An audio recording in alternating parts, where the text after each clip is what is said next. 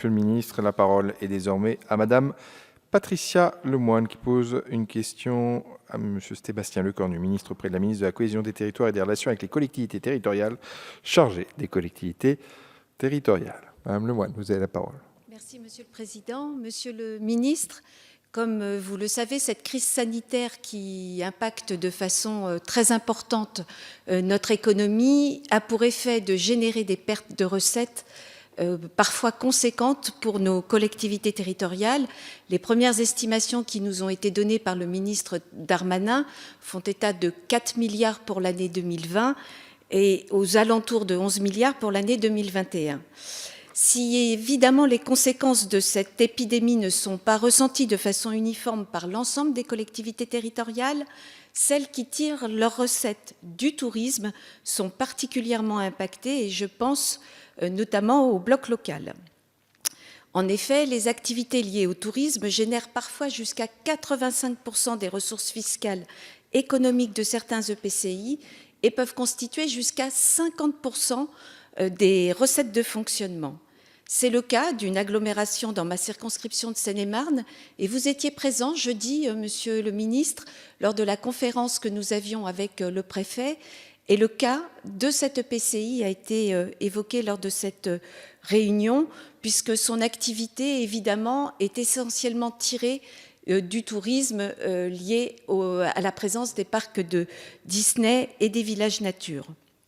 Alors, à n'en pas douter, ces collectivités vont se retrouver dans une situation financière délicate dès 2020, avec des baisses conséquentes de taxes de séjour de 8 à 10 millions d'euros pour le cas qui nous préoccupe, mais qui sera encore plus dégradé en 2021 et 2022, et où il leur sera sans doute extrêmement difficile de pouvoir équilibrer leur section de fonctionnement.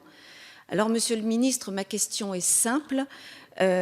Pouvez-vous nous préciser les dispositifs exceptionnels qui pourraient être mis en œuvre pour accompagner ces collectivités territoriales, sachant qu'elles savent très bien qu'elles ne pourront pas être compensées à l'euro près par l'État, ce sont des élus responsables, mais pourrait-on envisager des dispositifs exceptionnels tels que des exonérations de FPIC, de FSRIF ou éventuellement la suppression du prélèvement fiscal résiduel de la CRFP pour leur permettre de leur redonner des marges de manœuvre. Je vous remercie. Merci à vous, Madame Lemoine. La parole est à Monsieur Sébastien Lecornu, ministre chargé des collectivités territoriales, que je suis heureux de saluer. Merci, Monsieur le Président Granson, Mesdames, Messieurs les députés, Madame la députée. Bon, vous avez raison de rappeler l'importance du rôle des collectivités territoriales déjà dans cette crise et de rappeler que les conséquences financières vont être nombreuses pour elles, mais de manière très inégale en fonction de la strate et surtout en fonction du moment. C'est-à-dire, en clair, certains instruments de fiscalité sont contemporains et c'est le cas évidemment de la taxe de séjour, par exemple, d'une partie de la fiscalité qui s'adosse aux courses hippiques, aux casinos. Donc il est clair que les communes touristiques sont les premières impactées. J'y rajouterais bien volontiers, on est loin de la Seine-et-Marne, mais les communes d'outre-mer avec les questions de l'octroi de mer.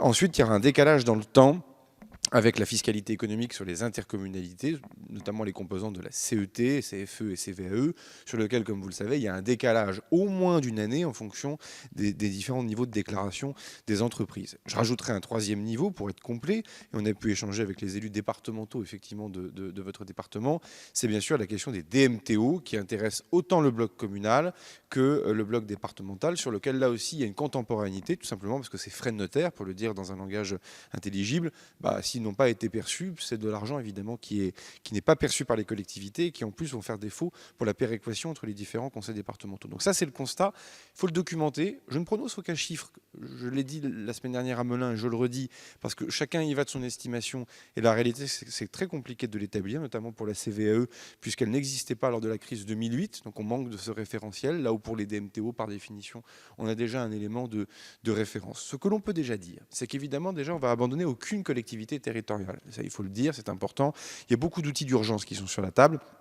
D'ailleurs, Heureusement, ils sont peu sollicités à ce moment où je vous parle, ce qui veut déjà dire qu'on n'est pas dans une tension qui est insurmontable. Mais enfin, ce sont bien sûr des avances de DGF par 12e, ce sont bien sûr des avances de 12e de fiscalité également, pour faire en sorte que le niveau de trésorerie soit toujours satisfaisant et qu'on n'ait aucune collectivité territoriale en panne. En 2 minutes, évidemment, je n'ai pas le temps de traiter la question des dépenses liées au Covid, mais enfin sur lequel, avec Gérald Darmanin, on va également évidemment trouver un certain nombre de solutions pour éviter que ces dépenses ne viennent déstabiliser trop durablement les sections de fonctionnement de ces collectivités territoriales. Ensuite, une fois qu'on aura documenté l'ensemble des pertes, il faudra effectivement se poser la question du plan de soutien ou de la manière dont on s'y prend. Alors, il y aura des rendez-vous législatifs d'ailleurs. Hein. J'ai cru comprendre qu'il s'agissait aussi d'un PLFR pour bientôt. Mais enfin, vu ce que je vous ai dit sur le calendrier, on voit bien qu'on est plutôt sur un rendez-vous PLF pour la fin de l'année, parce que ce sont essentiellement des mesures qu'il conviendra de prendre pour l'année 2021. Donc là, il faudra regarder comment on travaille. En recette, vous avez dit ça ne se fera pas à l'euro près. Je pense que malheureusement, la fiscalité locale est beaucoup plus compliquée que ça. Il faudra regarder au cas par cas en fonction des instruments fiscaux, parce qu'ils n'ont pas tous la même vie, la même nature.